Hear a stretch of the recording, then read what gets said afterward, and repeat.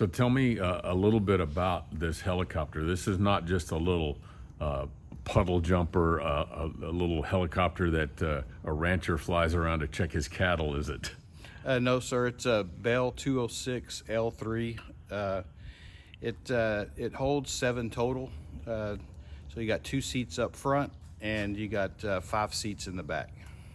How smooth is this thing in the air? Can you actually drink a glass of wine in the helicopter? Yes, it's pretty smooth, but on little windy days, it's a little bump to it. I always tell people it's kind of like driving down a gravel road. You got a little bump to it, but overall, it's pretty smooth.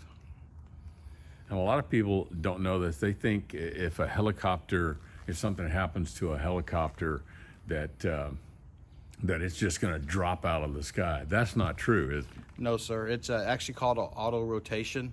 So if that did happen, where your engine quit or you had no more power, as you're gliding towards the ground, the air from coming up from under the blades as you're descending in altitude keeps your blades turning.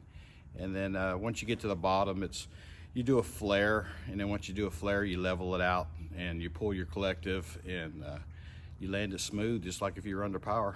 How did Aerovino come about? Who had the idea for this cool company? So my boss, his name is Mark Sullivan. He's from Australia.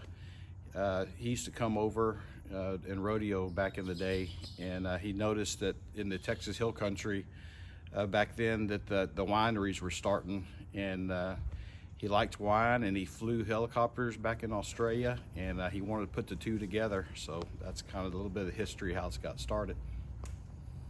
If somebody wanted to get engaged to their special someone, or maybe just go on one of these wine tours, how do they get in touch with you guys?